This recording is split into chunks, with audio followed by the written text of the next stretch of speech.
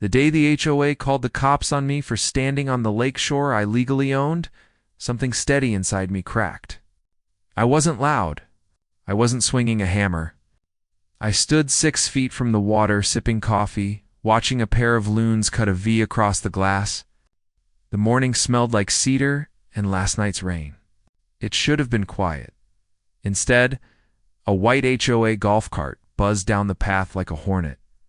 The board president, Marshal, pointed at me like I'd walked into her living room. "You're trespassing," she said. "Step away from the lake reserve." Lake reserve. Tiny words on an old plat most folks never read. My father read them. He'd trace maps on our kitchen table with a calloused finger meets. Bounds, bearings, like other dads recited baseball stats. He didn't live to see me buy the parcel, but I did it with him in mind. I don't buy toys. I buy pieces of quiet. This one was Lake Reserve A. It's a 30-foot deep ribbon that followed the shoreline around our cove. I spent months in county records, talking with the clerk who keeps peppermints by her window. When the heir of the original developer finally sold, I wired the money and picked up the deed with shaking hands. It felt like an anchor to something older than me. None of that mattered to Marjorie. She lifted a citation pad like it was a badge. "This is common property. You can't be here." "I own this strip," I said, calm as a Sunday usher. "Not your HOA. I'm not on anyone's lawn. I'm within my boundary." She smiled with her teeth and called the sheriff. 2 cruisers rolled in, blue lights skittering across the water. The younger deputy hung back, hand on his vest. The older one, Sergeant Keller, had that look of a man who'd seen everything and forgotten none of it. "Morning," he said. "We've got a trespass complaint." "Morning, Sergeant." I held up my leather folder like a church bulletin. DED, legal description, last month's survey. Lake Reserve pins are flagged orange behind me if you'd like to see. Marjorie scoffed. "Our covenants say ma'am," Keller said gently. "Covenants don't override title. Let's take a look." We walked the line slow through damp leaves and root humps while a couple neighbors peered over coffee.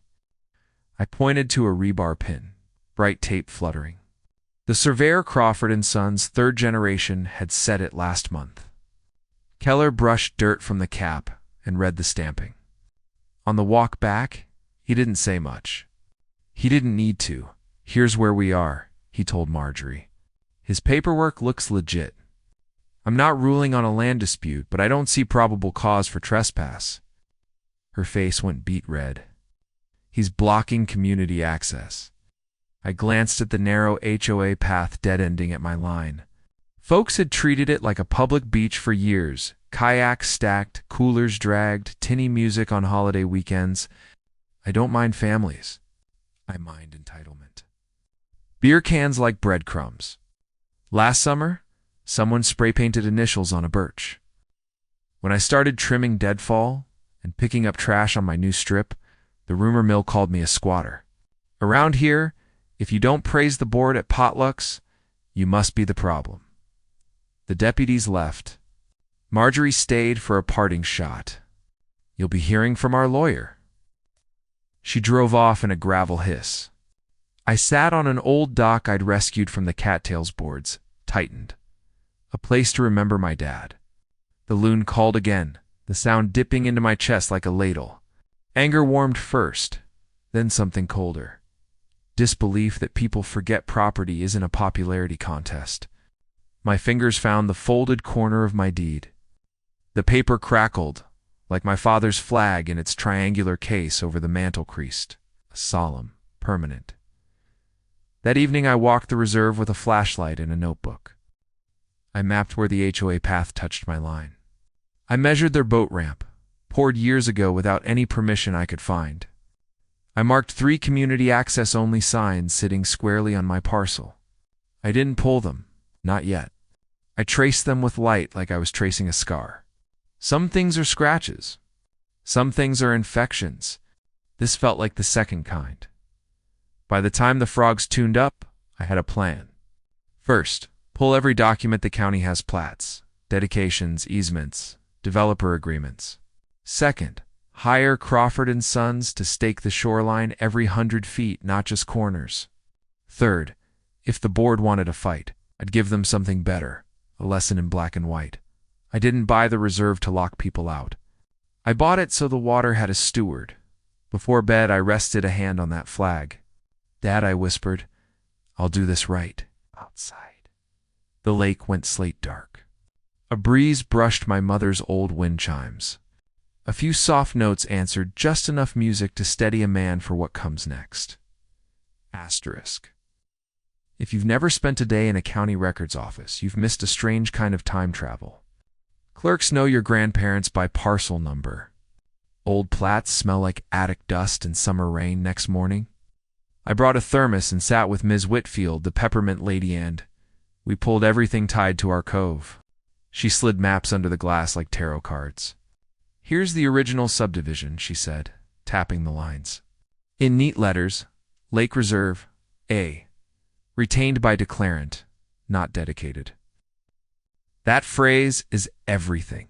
It means the reserve was never turned over to the public or the HOA. It stayed with the developer, then quit claim to a holding company that later dissolved. A court appointed a receiver to unwind leftovers.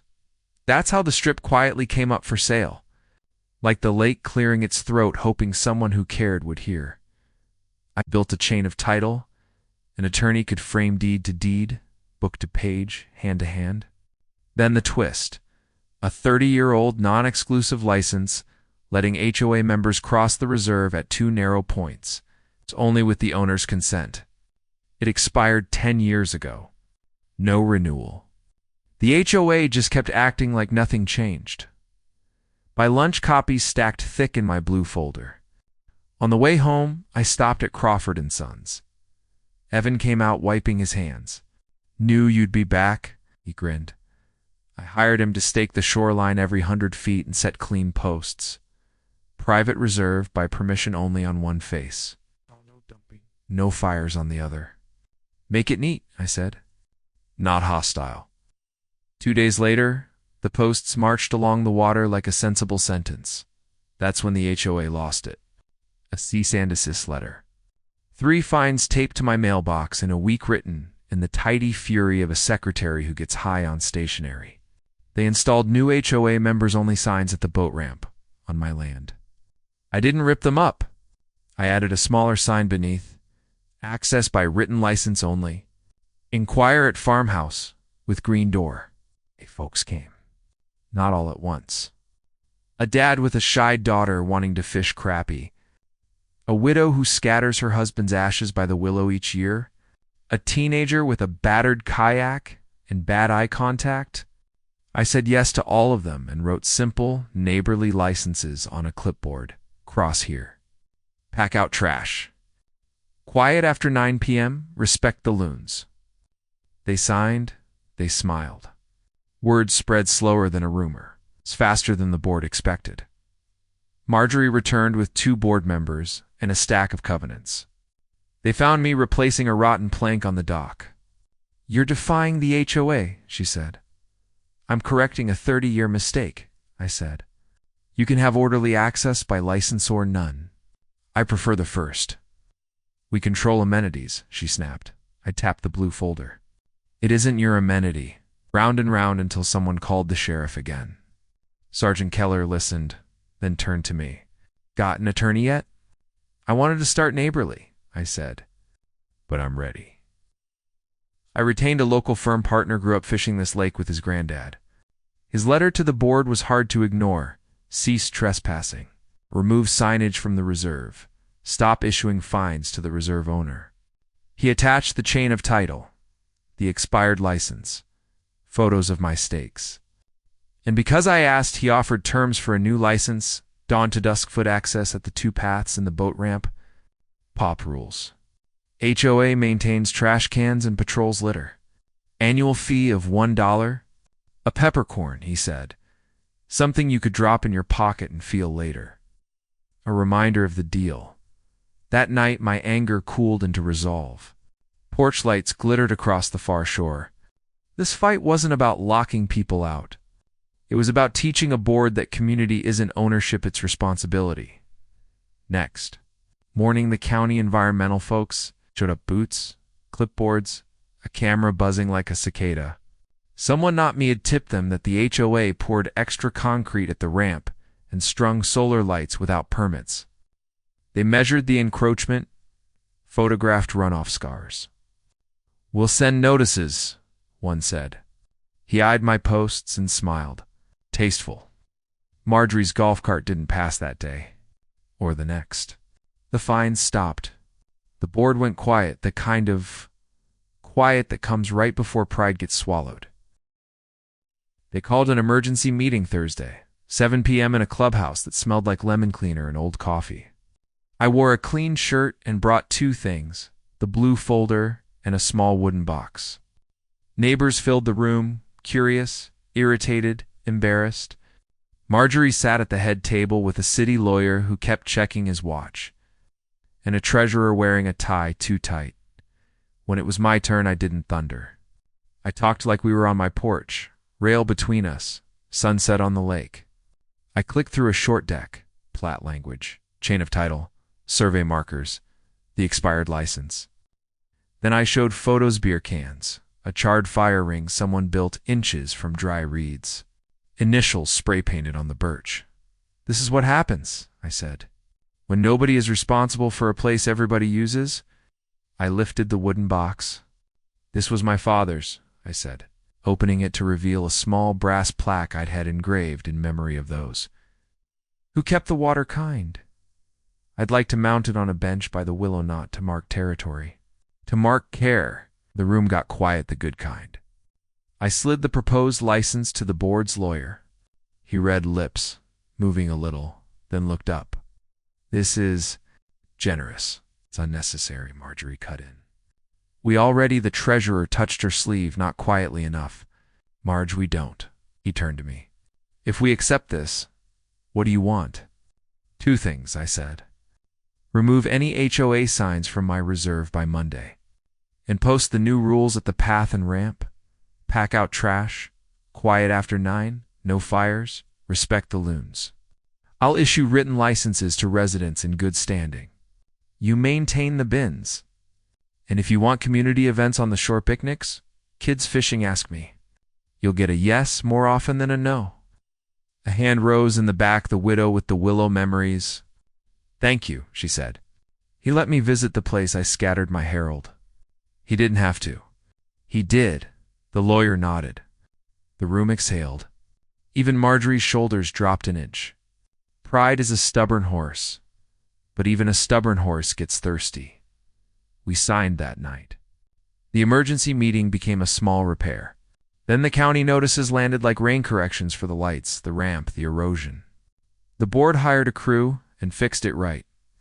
A week later, Marjorie resigned with a letter trying for gracious and landing somewhere between brittle and tired. I didn't cheer. I set a bench under the willow, mounted the plaque, sat with my coffee while the lake moved, small and silver at my feet. Funny thing about clarified lines, the temperature drops. Folks who used to scowl from decks now wave from kayaks. Teenagers pull boats out at sunset like they've learned the lake's bedtime. Families pick up trash they didn't leave. Sometimes a father teaches a son to tie a line at the end of my dock, and I hear my dad's voice in the careful way he says, "Not too tight. Give it slack to ride the water." On a still Sunday, Sergeant Keller strolled down to the bench. "Looks good," he said.